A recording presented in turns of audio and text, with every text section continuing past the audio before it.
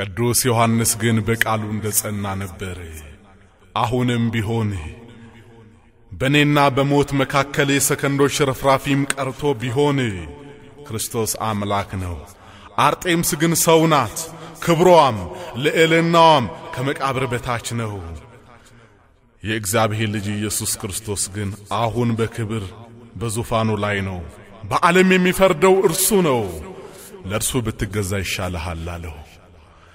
ከዚህ በኋላ ነው የንጉሡ ቁጣ እንደ እሳት መንደድ ጀመረው።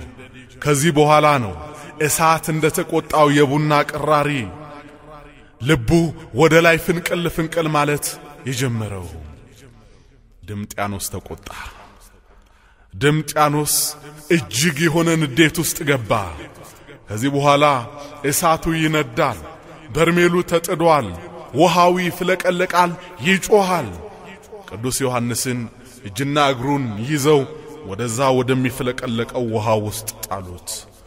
ጎኖቼ ይህም አለ በክርስትና ሕይወት ውስጥ። ከዚህም በላይ ሌሎች ነገሮችን ሁሉ እናስተናግዳለን ስለ እርሱ ክብር። ሁለንተናዬ ላንተ ነው እንዲል ሁለንተናችን ለእርሱ ነው። ካስፈለገም እንደ ኢዮብ ከእግር ጥፍራችን እስከ ራስ ጸጉራችን በቁስል እንመታለን። መከራውን ሁሉ ፈተናውን ሁሉ ስለ እግዚአብሔር ክብር እንደምናደርገው እንመን። አሁን ቢያስፈልግ ነው የሚለው መጽሐፍ ቅዱስ። አሁን ቢያስፈልግ በዚህም ደስ ይላችኋል።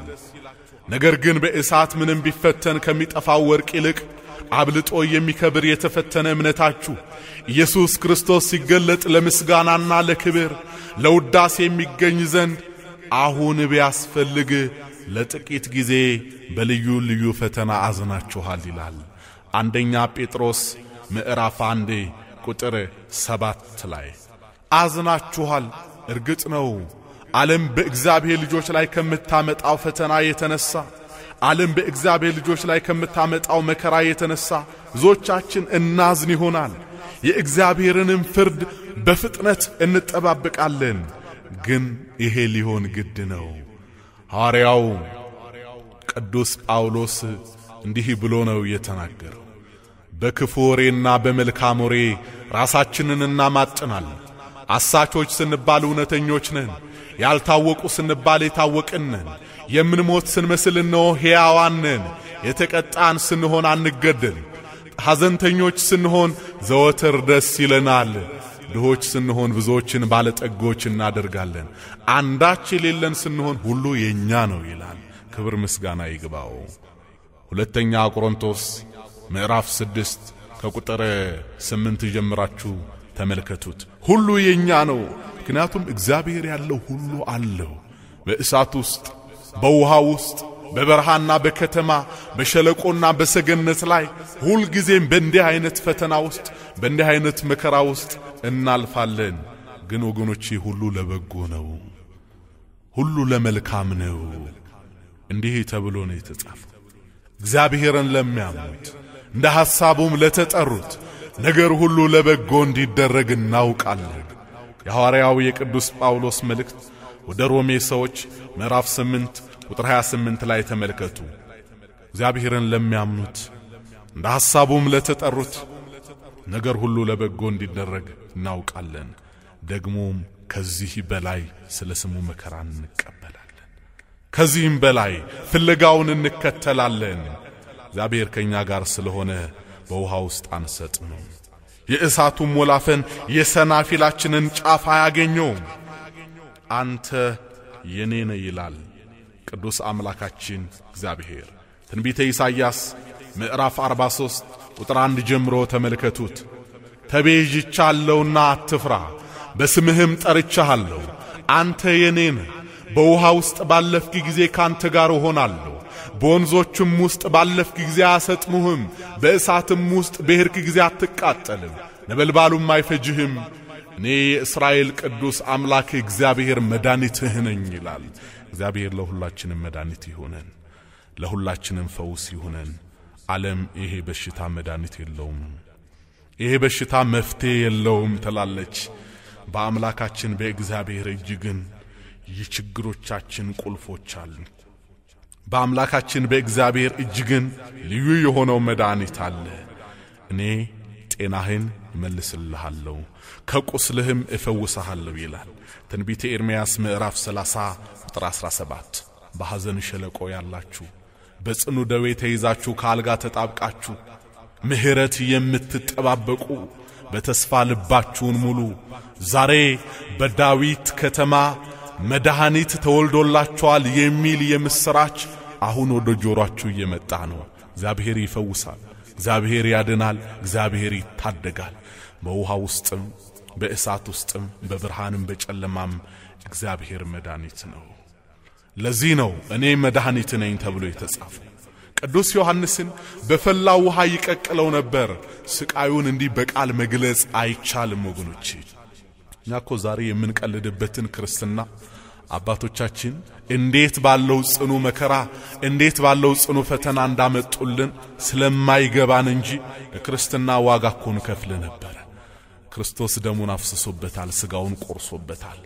ሐዋርያት ተሰደውበታል፣ ቆዳቸውን ተገፈውበታል፣ በእሳትና በውሃ ውስጥ አልፈውበታል። ሁሉም ስለ ክብሩ ስለሆነ ግን ደስ ይለናል።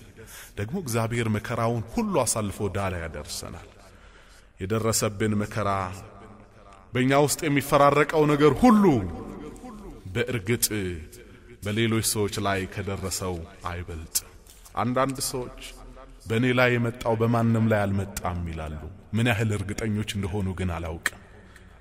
ምን ያህል እርግጠኞች እንደሆኑ ግን መረጃ የለኝም። መጽሐፍ ቅዱስ ግን እንዲህ ነው የሚለው፣ ለሰው ከሚሆነው በቀር ምንም ፈተና አልደረሰባችሁም፣ ነገር ግን ከሚቻላችሁ መጠን ይልቅ ትፈተኑ ዘንድ የማይፈቅድ እግዚአብሔር የታመነ ነው፣ ትታገዙም ዘንድ እንድትችሉ ከፈተናው ጋር መውጫውን ደግሞ ያደርግላችኋል ይላል። አንደኛ ቆሮንቶስ ምዕራፍ 10 ቁጥር 12 ላይ እስካሁንም የወጣ ነው በእግዚአብሔር ቸርነት በእግዚአብሔር ኃይል ነው። ቅዱስ ዮሐንስ ደግሞ አይሞትም። በእግዚአብሔር የሚያምኑ አይሞቱም፣ በእግዚአብሔር የሚያምኑ አይጠፉም። ደግሞም በተለየ ሁኔታ ለእርሱ የተነገረለት ቃል በመጽሐፍ ቅዱስ ውስጥ እንዲህ ነው የሚለው፣ እኔ እስክመጣ ድረስ እንዲኖር በወድስ። ዮሐንስ ወንጌል ምዕራፍ 21 ቁጥር 22 ጀምሮ ተመልከቱ። እስክመጣ በወድስ ብሎታል። አሁን በብሔረ ሕያዋን ሞትን ካልቀመሱት ታላላቅ ሰዎች መካከል አንዱ ነው ቅዱስ ዮሐንስ ወልደ ነጎድጓድ። ስለዚህ ወገኖቼ ቅዱስ ዮሐንስ እንዳልሞተ ተረዳ፣ እንዳልጠፋ ተረዳ። ከዚህ በኋላ ወጣ። ሰውነቱ እሳት የነካው ላስቲክ መስሏል፣ ቆሳስሏል። ግን ክርስቶስ አሁንም በውስጡ በልቡ እንደተቀበረ ነው። ከዚህ በኋላ በዘመኑ አጥፍተዋል የሚባሉ ሰዎች ወደሚታሰሩበት ስፍራ ፍጥሞ ወደ ተባለው ደሴት ወሰደው። በግዞት ከ90 ዓመተ ምህረት ጀምሮ እስከ 96 ዓመተ ምህረት ለተከታታይ 6 እና 7 ዓመታት ቅዱስ ዮሐንስ በውሃ በተከበበ መሬት ለብቻውን ተቀመጠ። ለብቻውን የእግዚአብሔር ልጆች ዓለም ለብቻችን እስክታገለን ድረስ ለክርስትና እንኑር። ዓለም ለብቻችን እስክታስቀምጠን ድረስ ለእግዚአብሔር እንለይ። ከመካከል መውጣት ርኩሰትን ዓለምን ካት ግድ ነው።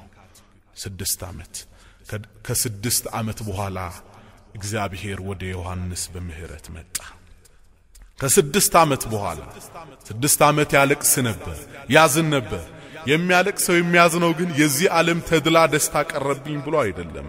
እንዴት ወንጌል ሳልሰብክ፣ እንዴት ሳላስተምር፣ እንዴት ለድሆች የምስራቹን ሳልናገር እናለቅሳለን። የብዙዎች አለመሰበክ ያሳዝነናል። የመንጋው መበተን ያስጨንቀናል። እናነባለን ወይ? እኛ ደሞዛችን አይቋረጥ እንጂ፣ እኛ ሆዳችን አይጉደል እንጂ፣ ቢሰበክ ባይሰበክ ምን አገባን? እዚህ አይደለም እንዴ ብዙ ህዝባችን በሞት በጨለማ በእርኩሰት ውስጥ የሚያልፈው? የሚቅመው የሚያጨሰው ማን ነው? የሚጠጣው የሚሰክረው ማን ነው? ነፍስ የሚያጠፋው ማን ነው? የኛው ህዝብ አይደለም እንዴ ወገኖቼ? ገና ነው፣ አልሰራንም። መስራት አለብን፣ ማገልገል አለብን፣ መድከም አለብን።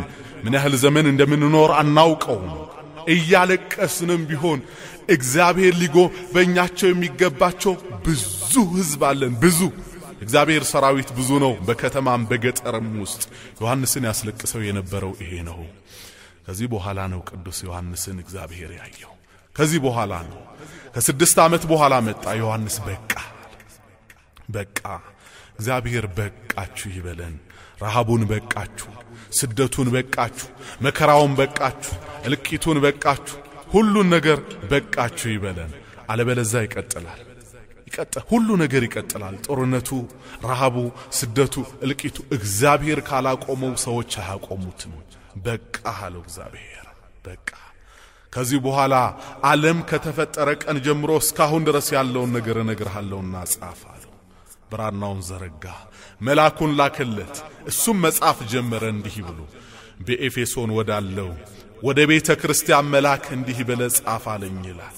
መልአክ የሚለው በቁሙ ሰማያዊውን መልአክ አይደለም መልአክ ማለት አለቃ ማለት ነው የኤፌሶንን የሐዲስ ኪዳን ቤተ ክርስቲያን ለማገልገል የተሾመውን ሰው እንዲህ ብለ ጻፍለት ምን ብዬ ልጻፍለት ስራህንና ድካምህን ትዕግስትህን ማውቃለሁ በለው ስራህን አውቃለሁ ስራ አለ ሃይማኖት ብቻ አይደለም ይሄን አውቃለሁ ድካምህንም አውቃለሁ በለው ትደክማለህ ትለፋለህ በኤፌሶን ከተማ ውስጥ ለማስተማር ትወጣለህ ትወርዳለህ አንተን የሚተካከል ማን ነው እንግዶችን ታስተናግዳል እግራቸውን ታጥባል ምግባቸውን ታበስላል ጉባኤውን ትዘረጋል ቅዳሴውን እንዳይታጎል ታደርጋል ሰንበት ትምህርት ቤቱን ታቋቁማል ማህበሩን ታደራጃል ትወጣለ ትወርዳለ እንዳንተ ለኔ ቤት የደከመ ማን ነው ድካምህን አውቃለሁ አንዳንድ ጊዜ የምንደክመውን ድካም እግዚአብሔር የማያይልን የሚመስለን ብዙ ሰዎች አለን ይልቁንም በክፍለ ሀገር በገጠር እንደኛ ሐሳብ ትንንሽ በመንላቸው ቦታዎች ውስጥ ያለን አገልጋዮች ገና ወደ መንፈሳዊው እድገት ስላልመጣን እኛ የምናነጻጽረው በትልልቅ ካቴድራል የተሾሙ ጓደኞቻችን ቄስ ትምህርት ቤት የምናቃቸው ኮሌጆች ውስጥ የምናቃቸው ጓደኞቻችን ተለይተውን ባህር ማዶ ስለወጡ በስጋ ጥሩ ነገር ስላገኙ የኛን አገልግሎት እንረግማለን የኔ ጓደኛ እዛ ነው እኔ ደግሞ ያለሁት እዚህ ነው ስለዚህ ድካሜን ማን አየልኝ ማን ተረዳልኝ የምን ብዙ ነን የእግዚአብሔር ልጆች ድካማችንን እግዚአብሔር ያያል ድካማችንን እግዚአብሔር ይመለከታል ድካምህን አውቃለሁ በለው ትዕግስትህንም ደግሞ ታጋሽ ኮነ ማገልገል ብቻ አይደለም በሃይማኖት መኖር ብቻ አይደለም ትዕግስተኛ ነህ አንዳንድ አለቆች በስልጣናቸው ስለሚመኩ ትዕግስታቸው አፍንጫቸው ላይ ነው አንተ ግን ታጋሽ ነህ አንተ ግን ብርቱ ሰው ነህ ቢሰድቡ ዝም ቢናገሩ ዝም በእግዚአብሔር ገንዘብ ነው ትከሻ ያወጣው ሲሉ ዝም በእግዚአብሔር ገንዘብ ነው ቤት የሰራው ሲሉ ዝም ቢሰድቡ ዝም መሬት ነህ ትዕግስትንም አውቃለሁ ክፎችንም ልትታገስ እንዳትችል ክፎች ያላቸው አጋንንትን እንዲህ ሳይሆኑ ሐዋርያትነን የሚሉትን መርምረ ሐሰተኞች ሆነው እንዳገኛቸው አውቃለሁ ሐዋርያት ሳይሆኑ መምህራን ሳይሆኑ የበግ ለምድ ለብሰው ተመሳስለው የአባቶቻችንን ቀሚስ ለብሰው መስቀላቸውን ጨብጠው ቆባቸውን አጥልቀው ለስጋዊ ሕይወት ብቻ የሚመላለሱ ለእግዚአብሔር ሐሳብና ፈቃድ ፍጹም የማይመቹ ብዙዎች ያዘኑባቸው ብዙዎች በሃይማኖታቸው እንዲሸማቀቁ እንዲያዝኑ ያደረጉ ሐሰተኞች አሁንም አሉ በእናባ አንጦንስቆ የሚነግዱ አሉ በክርስቶስ መስቀል የሚቆምሩ እነርሱ ሐሰተኞች ሆነው እንዳገኛቸው አውቃለሁ ብሎታል በትምህርት መርምረ አድነ በእግዚአብሔር ቃል እንዳገለልካቸው አውቃለሁ ተጠራጣሪዎችን በብርቱ ትምህርት እንደነቀልካቸው አውቃለሁ ብዙዎቹንም አስተምረ መልሰሃቸዋል ይሄን አውቃለሁ ዳሩ ግን ስለ ስሜ ብለህ ጸንተህ አልደከምክም አለ እግዚአብሔር ያምጣባችሁ አልደከምክም አላለው አልሰራህም አላለው አልለፋህም አላለው ሰርተሃል አርጋሃል ግን ስለ ስሜ አይደለም አባ ገሌ ከሌለ መምህር ገሌ ከሌለ እሱ ከሌለ ጉባኤው ይፈታል መቅደሱ ይዘጋል ስለሚሉ ስለ ራስ ዝና ብለ ነው ስለ ራስ ክብር ብለ ነው ሁሉን ነገር ያደረከው ስለራስ ክብር ብለ ይሄን ሁሉ ነገር ከምታደርግ በስሜ ቀዝቃዛ ውሃ ለድሆች ብታጠጣ መዘግብልህ ነበር ዳሩ ግን የምነቅፍብህ ነገር አለኝ የቀደመው ፍቅርህን ትተሃል አለው ትልቁ ትምህርታችን እዚህ ላይ ነው የቀደመው ፍቅርህን ትተሃል የቀደመው ፍቅርህን ትተሃል ምንድነው የዚህ ሰው የቀደመው ፍቅሩ ምንድነው ወገኖቼ እግዚአብሔር ለሁላችንም መናገር ይፈልጋል ባለጠጋ የለ ደሃ የለ ልጅ የለ አዋቂ የለ ለሁላችንም መናገር ይፈልጋል ካህን የለ ምእመን የለ ሁላችንም በእግዚአብሔር ላይ ጉድለናል የቀደመው ፍቅርህን ትተሃል ያኔ ወደ መቅደሴ ስትመጣ ወደ ቤቴ ስትገሰግስ አንተን የሚቀድም አልነበረም ጨለማውን አቋርጠ አራዊቱን ተጋፍተ ከሁሉ በፊት ከካህናቱ በፊት ቤተ መቅደሱ ሳይከፈት ደጅ ላይ የማገኝ አንተን ነበር ዛሬ ግን ያ ፍቅር አብሮ የለም ከእንቅልፌ የምትነሳው ከጧቱ 4 ሰዓት ላይ ነው ይወጣል ደካማ ሰው ሆነሃል ያኔ ወደ ቤቴ ስትመጣ በትምህርተ መስቀል መላው ሰውነትህን አማትበ ሰግደ ተንበርክከ በፍቅር በትህትና እጆችህን ደረት ላይ ጥለ እየፈራ ስትገባ አውቅህ ነበር ዛሬ አትሰግድም ያንተ ሱሬ እንዳይቆሽሽ መሬት አትንበረከክ አታማትብ ዘው ብለ ቤቴ ውስጥ ገባበታለ ተሯሯጥበታለ ቀደመው ፍቅርህን ትተሃል ያኔ ክህነት በተቀበልክበት ወራት ለኔ የነበረ አክብሮት ለቤቴ የነበረ ፍራት ዛሬም ትዝ ይለኛል ወደ መቅደሴ ከመግባት በፊት ሰግደ ተንበርክከ ጸለየ አንገትህን ደፍተ ስትገባ መላኬ በሰይፍ የሚመታ እስኪመስል ድረስ ትጨነቅ ነበር ዛሬ ቤቴን ተለማምደዋል አትፈራም መንጦላይቴ የጠጅ ቤት መጋረጃ ያህል ክብራት ሰጠውም ዘው ብለ ትገባበታለህ በመቅደሴ ውስጥ ትጣላበታለህ ታሳድምበታለህ ነገር ትሰራበታለህ የቀደመው ፍቅርህን ትተሃል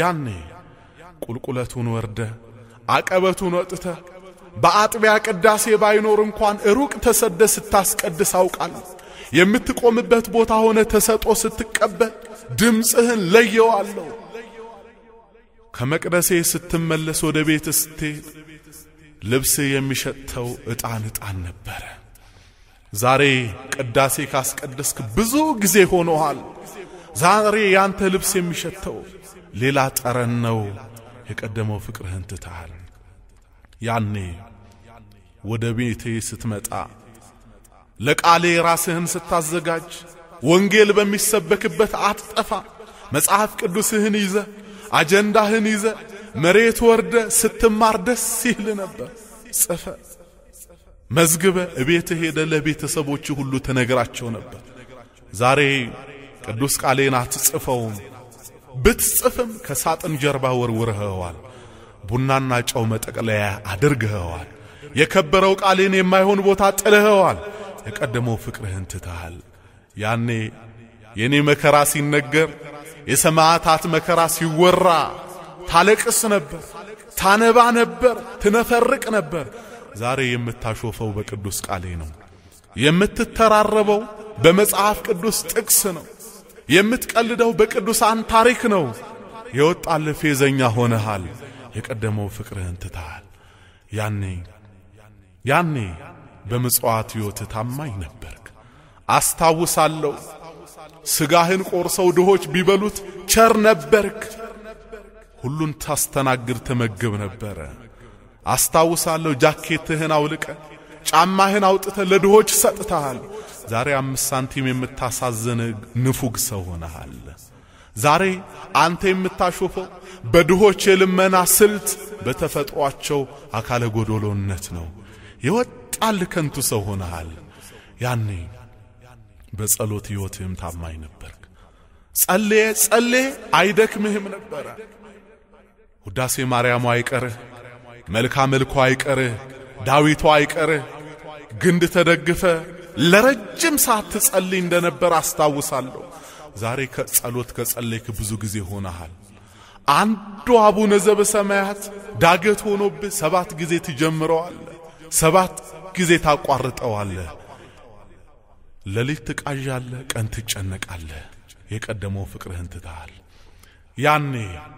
ያኔ አንተ በጾም ሕይወት የታመንክ ሰው ነበር አስታውሳለሁ አንተ እስከ 9 ሰዓት ስለምጾም እስከ 6 ሰዓት ጾመው ከስጋ ድካም የተነሳ መቆየት ያልቻሉትን ሰዎች ትቃወም ነበር አንተ እስከ 12 ሰዓት ስለምጾም እስከ 9 የሚጾሙትን ትቃወም ነበር እስከ 12 ሰዓት ኮከብ ካልወጣል በላም የምትል አስቸጋሪ ሰው ነበርክ ዛሬ ሮብና ሐሙስ አርብና ቅዳሜው ተቀላቅሎብሃል መኝታ ላይ ቁጭ ብለ ለራስህ ሕግ አውጥተ በጾም ሕይወት ውስጥ በነቀፌታ የተሰማራ ሰው ሆነሃል ይሄ ቄሶች ጾም ነው ይሄ ካህናት ነው ይሄ መነኮሳት ነው የምትል ስጋዊ ሰው ሆነሃል የቀደመው ፍቅርህን ትተሃል ያኔ አንተ የምትገዛው ቅዱሳት ስዕላት ነበር የኔን ስዕል የእናቴን የድንግል ማርያምን ስዕል የመላእክትን ስዕል ገዝተ በላስቲክ በመስታወት በፍሬም አሰረተ ቤት የጸሎት ቤት ላይ ሰቅለ ሻማ ያበራ ጧፍ ያበራ በመጋረጃ ጋርደ በፊቴ ቆመ ስትጸልይ አውቃለሁ ዛሬ የኔ ስዕል የቅዱሳኑ ስዕል አቧራና ጢስ ለብሶ ያንተን ልብስ ግን ሳጥን ውስጥ በክብር አስቀምጠዋል ያንተን ልብስ በላስቲክና በጨርቅ ግርግዳ ላይ ሰቅለኸዋል የቀደመው ፍቅርህን ትተሃል ያኔ አንተ የምትገዛው የሃይማኖት መጽሐፍት ነው አንተን የሚያስደስትህ መጽሐፍ ቅዱስን ማንበብ ነው ዛሬ መደርደሪያዎች የተጨናነቁት በዝሙት ጋዜጣ ነው በዓለማዊ ነገር ነው የቀደመው ፍቅርህን ትተሃል ያኔ አስታውሳለሁ ዘምረ አትረካ ዘምረ አጠግብ ለእግዚአብሔር ቀኑን ሙሉ አፍህን እንደከፈትክ ስትላቀሃለሁ ከዝማሬ ፍቅር የተነሳ ያላስቀዳኸው ዝማሬ አልነበረም ማህሌቱ ቅዳሴው ሌላውን ዜማ ሁሉ አስቀድተ በቤት ነበር ዛሬ አንተ ሳጥን የሞላው በዘፈን ካሴት ነው የቀደመው ፍቅርህን ትተሃል ያኔ ከተማርከው መልካም የሃይማኖት ትምህርት የተነሳ አንገትህ ላይ የሚታየው ማህተብ ለጉር ነበር የእንጨት መስቀል የብረት መስቀል ልዩ ነገሮች ነበሩ በአንገት ላይ እኔን የምትገልጥባቸው ሃይማኖትህን የምትመሰክርባቸው አስታውሳለሁ መስቀልህን ከሸሚዝ ውጭ አውጥተ ከተማው ስትራመዳቀ ነበር ዛሬ ታፍራለህ በክርስትና ሃይማኖት በልብ እንጂ በአንገት ነው እንዴ ከሚሉት ሰዎች ጋር ውለ አንገት የተመለመለ ግንድ መስሏል የቀደመው ፍቅርህን ትተሃል ማህተም አልባ ሆነሃል የቀደመው ፍቅርህን ትተሃል ያኔ አንተ ተፈልገ የምትገኘው በቤቴ ነበር ተፈልገ የምትገኘው በመቅደሴ ነበር እገሌት ነው ሲባል እዛ ነው ይባል ነበር አስታውሳለሁ ወንጌሉ አልቆ ቅዳሴው አልቆ ስብከቱ አልቆ ዝማሬው አልቆ ሰው ሁሉ በጸሎት ተዘክቶ ከቤቴ ሲወጣ አንተ ግን ዛ የምትቀመጥበት ቦታ ቁጭ ብለ ከኔ ጋር ትነጋገር ነበር ውጣ ይልም ነበር ዛሬ የቀደመው ፍቅርህን ትተሃል አንተ ተፈልገ የምትገኘው ዳንስ ቤት አንተ ተፈልገ የምትገኘው ጭፈራ ቤት አንተ የምትገኘው ዝሙት መንደር ውስጥ ነው የቀደመው ፍቅርህን ትተሃል ያኔ ለትዳር ሕይወት ታማኝ ነበርክ ለንጽህና ታማኝ ነበርክ ዛሬ ልጆችህን ታሳዝናለህ የትዳር አጋርህን ታሳዝናለህ ከሁሉ ጋር ተጣልተ ብቻህን የቀረሰ ሆነሃል የቀደመው ፍቅርህን ትተሃል ያኔ ላብስኪን ጠፈጠፍ እንደ ዳዊት ከበሮ ይዘ በፊቴ ትዘል ነበር በንግሱ ቀን በበዓላቱ ቀን ዛሬ ኮርተሃል ዛሬ እጅና አፍህን ዘግተ አጣምረ የምትመለከተኝ ባዶ ሰው ሆነሃል የቀደመው ፍቅርህን ትተሃል ያኔ አንተ ቃሌን ስታደምጥ ስትናገርም ታነባ ትነፈርቅ ነበር ዛሬ ከመድረክ ጀርባ ያለው ሕይወት ተበላሽቷል የቀደመው ፍቅርህን ትተሃል አለ እንግዲህ ወገኖቼ እግዚአብሔር ይሄ የኤፌሶን ቤተክርስቲያኑን አለቃ ተናግሮታል ምን ያላደረገው ነገር አለ? ምን ያላጎደለው ነገር አለ? ይሄ ሰው አላጎደልኩም አሁንም እንዳለው ነኝ ብሎ ነበር የሚያምነው። አንዳንድ ጊዜ እግዚአብሔር ካልነገረን ችግር ነው። አሁንም ሙሉ እንደሆነን የምናስብ አገልጋዮች አለ። አሁንም ምንም እንዳልጎደለብን ስላልከሳን ስላልጠቆረን የኛን መዋረን መውደቅ በክሳትና በውፍረት የምንመዝን ወገኖች የነፍሳችን ምን ያህል ቀጭጫል? ምን ያህል ለእግዚአብሔር ታማኞች ነበርን ያኔ? አሁንስ ምን ያህል አጉድለናል? እንግዲህ ከወዴት እንደወደክ አስብ አለው። ከወዴት እንደወደክ አስብ፣ ንስሐም ግባ፣ አለበለዚያ እመጣብሃለሁ። በምህረት አይደለም በመዓት እመጣብሃለሁ፣ በፍቅር አይደለም በጠብ እመጣብሃለሁ። ንስሐም ባትገባ መቅረዝህን ከስፍራ ወስዳለሁ። መቅረዝ ያለው ፀሐይ ሕይወትህን አጠልቅብሃለሁ ነው። ንስሐ ዘማዊውን እንደ ድንግል ያደርጋል። ንስሐ አጡን ጻድቅ ያደርጋል። ሰው ከበደለ እግዚአብሔርን ካሳዘነ የሚመለሰው በንስሐ ብቻ ነው። ስልጣን ላላቸው መለኮታዊውን ክብር ለተሸከሙት ለእውነተኞች አባቶች ሄዶ ኃጢአቱን መናዘዝ ብቻ ነው። ንስሐ ማለት በአመት አንድ ቀን ዓርብ ዕለት የስቅለት ዕለት እብድ የሚያክል ፍራሽ አምጥቶ አክሮባት አይሉ ስግደት መገለባበጥ አይደለም። ይሄ ንስሐ አይደለም። ዕለቱን ሕማሙን ማሰባችን የተለየ ቀን ያስፈልገናል። የጾም የጸሎት ቀን። በዚህ ቀን እግዚአብሔር እንዲታረቀን መልካም ፈቃዱ ይሆንልን። ወገኖቼ እግዚአብሔር በብዙ ጎዳና በብዙ ኃይል ቃል ለምህረትና ለይቅርታ እንጂ ለሞት አይደለም የጠራን አብዛኞቻችንን። ይህም ግሳጼ የጠፉ የእስራኤል በጎች ወደ በረቱ እንዲመለሱ በድቅድቅ ጨለማ ውስጥ ያሉ ወደሚደነቅ ብርሃን እንዲወጡ እንጂ ሌላ ዓላማ ያለው አይደለም። መጽሐፍ ቅዱስ ደግሞ እንዲህ ነው የሚለው፣ የወደቁ አይነሱምን? የሳቱስ አይመለሱምን? እንግዲህ የኢየሩሳሌም ሕዝብ ዘውትር ስለምን ወደ ኋላው ይመለሳል ይላል ትንቢተ ኤርምያስ ምዕራፍ 8 ቁጥር 4። ወገኖች በብዙ ነገር አጉድለናል፣ ያለን ይመስለናል እንጂ ዞቻችን አልቀናል፣ ዞቻችን ጎስቁለናል፣ ዞቻችን የቀደመው ፍቅራችንን ትተናል። ሃይማኖት ወይንም ክርስትናችን ምላሳችን ላይ ብቻ ቀርቷልና እንደቀደመው ተመልሰን ንስሐ እንድንገባ ብቻ አይደለም። ንስሐ ከገቡ በኋላ እግዚአብሔር ካስተማራቸው በኋላ ተመልሰው መጥተው እንደቀደመው የጽድቅ ሥራቸውን የማያደርጉ ሰንበት ትምህርት ቤት ውስጥ ገብተው የማያገለግሉ፣ አውደ ምህረት ላይ የማያገለግሉ፣ በመቅደሱ የማያገለግሉ ተመልሰው የሚጠፉ ብዙ ሰዎች አሉ። አሁን እግዚአብሔር ያለው እንግዲህ ከወዴት እንደወደክ አስብ። ምን ላይ ነው ያለነው? አንዳንዶቻችን ጣዖት አዳራሽ ውስጥ፣ አንዳንዶቻችን በስርቆት፣ አንዳንዶቻችን በትዕቢት፣ አንዳንዶቻችን በዝሙት፣ አንዳንዶቻችን በቸልተኝነት በብዙ ነገር ላይ የወደቅን አለን።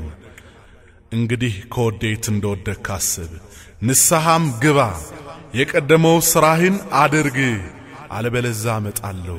ንስሐም ባትገባ መቅረዝህን ከስፍራው ወስዳለሁ። ይሄ አስደንጋጩ የእግዚአብሔር ፍርድ ነው።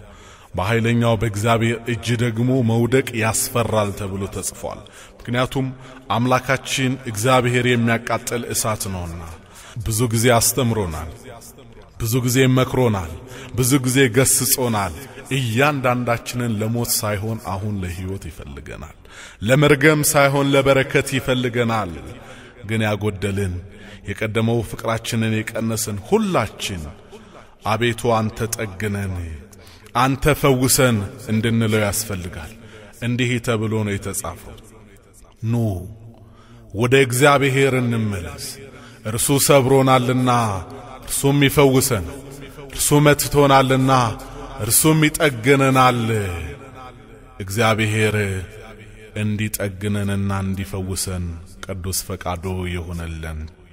ትንቢተ ሆሴዕ ምዕራፍ 6 ቁጥር 1። ስለዚህ ወገኖቼ በዚህ በሰማነው በአምላካችን በመድኃኒታችን በኢየሱስ ክርስቶስ ቅዱስ ቃል እውነተኛው መስታወት ቅዱስ ወንጌል በነገረን ትክክለኛ ጎዳናና ትክክለኛ አቅጣጫ ቆመን ሕይወት መድኃኒት ጽድቅ በረከትና ብርሃን ወደ ተሞላው ወደ አምላካችን መንግስት በክብር እንድንመጣ መልካም ፈቃዶ ይሁንልን።